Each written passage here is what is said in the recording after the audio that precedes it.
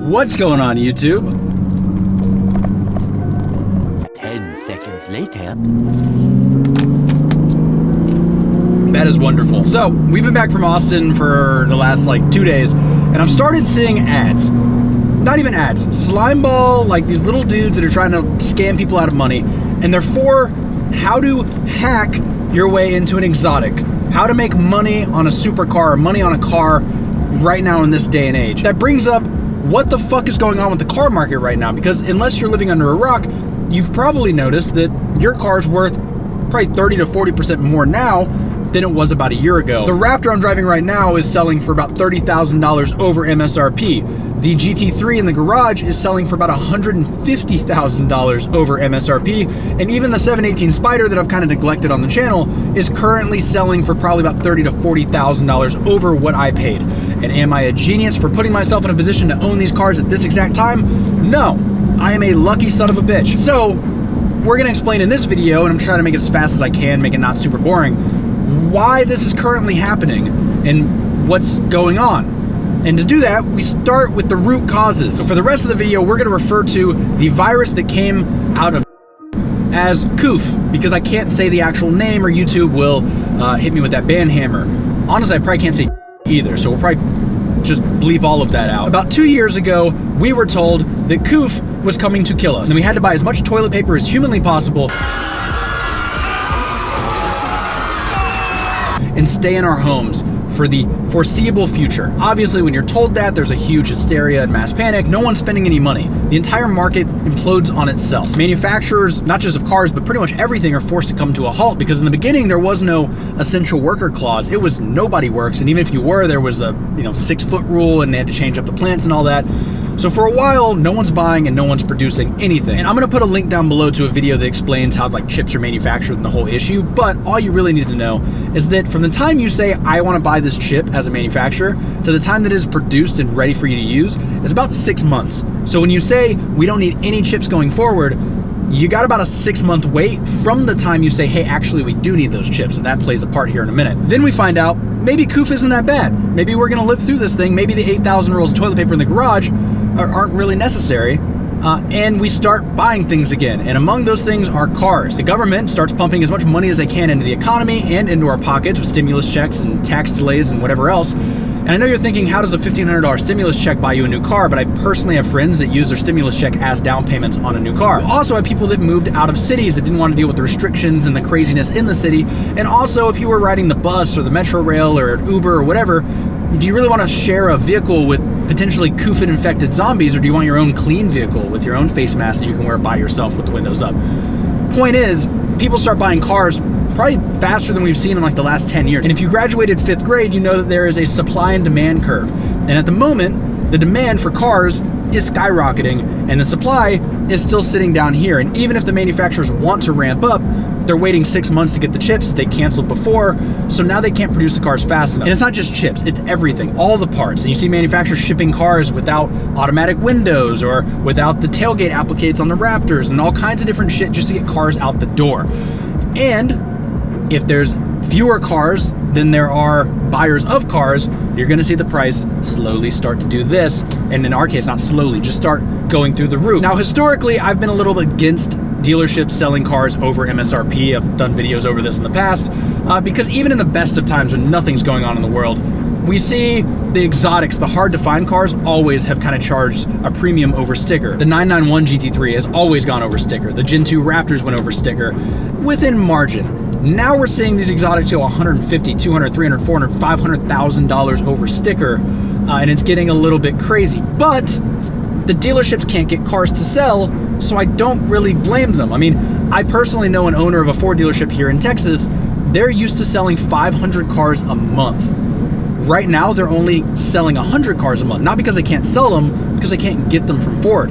So if you, let's say your baseline is 300 cars a month, that's where you can afford to keep the lights on and pay your employees and insurance and all that kind of shit. Well, now if I can only sell 100, I literally am gonna go out of business unless I start making up my profit margin on that 500 onto the 100 I'm actually selling, hence selling it over sticker, charging an extra 2, 3, 4 grand on every car I sell to make up for the fact that I'm only selling 1/5 of the cars I used to. And at that point, I kind of see the necessity. It's not even like they want to do it, some of them. They're almost kind of forced into it. And frankly, I don't know if it's gonna get any better anytime soon. I don't see this problem stopping. If anything, it's getting worse. Unfortunately, there's no hack here. There's no way to get in on this. Right now, if you can make money on your car, it's because you bought it before the pandemic and now you own it when there's a huge demand and no supply. And that's not like a secret. I mean, everyone should know that for free. And that brings us back to the point that this was all like due to the pandemic and a little bit of like man-made idiocy is why the cars are selling for so much more than they should be. And there's nothing that really can get you in on this right now. And that's why it kind of pissed me off that people are selling courses on like how to buy and sell cars and make money. Like, unless you're a dealership or a body shop, historically, you're not making money on buying cars. Every car I've ever bought, I go into it thinking the minute I roll off that dealership's lot, I'm losing 10 to 20%. And that's just the name of the game when you're buying exotics and sports cars, and really any car. I mean, you go buy a Prius, you're gonna lose about 10% the minute you roll off that lot. Right now, that's not the case. But it's not like we were going into this thinking like, oh, I'm gonna make money doing this and this is a new business model. Like, no. This is completely chance and luck and people taking advantage of the market at the moment.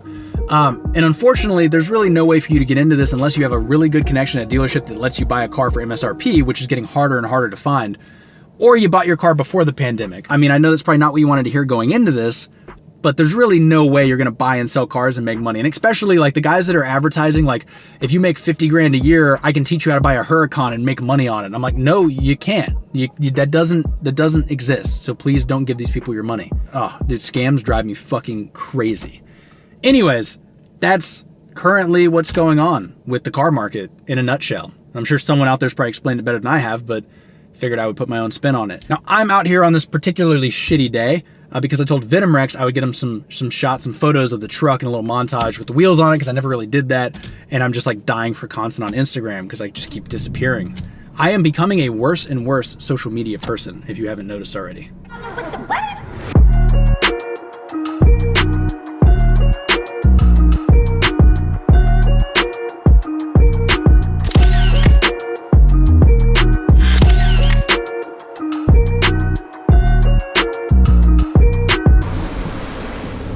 Oh yeah, I can generate some hype for my next video, but this is going to make the GT3 not sound like a Toyota Prius. So thumbs up if you want to see that in the next video. It's waning. It's waning. I just realized, like, I didn't even thank anybody. So huge shout out to Alex, Pierre, Tim, all the guys over at Red Bull for giving me an epic MotoGP weekend. And that was like our warm up for F1 that's in, I think, like 6 more months. Speaking of, the F1 season's fucking insane right now, but I gotta figure out a way to get you guys, like, I wanna make a whole video about F1 when I go, but you guys won't click on the link. So I'm gonna have to title it like Death and Destruction or whatever, and then you guys will be like, oh, I wanna watch this. And then once you get into it, you'll be like, oh, this is good. I hate everything. And there was a little snafu while I was in Austin. I posted on the wrong channel, but the Jono's Tech channel is officially live, so I will put a link down below. If you would, go subscribe. There's a video about a MacBook Pro on there right now. And I'll be doing another video very shortly. And I think I was gonna keep it in the same channel, but then sometimes I wanna do like a 2 or 3 minute, like that's it, tech video.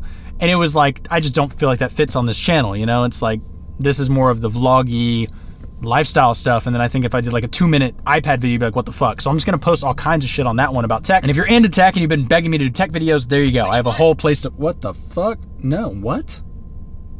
Who are you listening to? You have no new messages. Anywho, that's gonna be it for this video. Smash the subscribe button, hit the like button, comment down below, and yeah, we'll be putting this guy on the GT3 in the next video. And that kind of makes me I wanna turn the Enzo, like we have so much space at the Enzo warehouse, I'm like, I wanna lift. I want a project car and I wanna lift.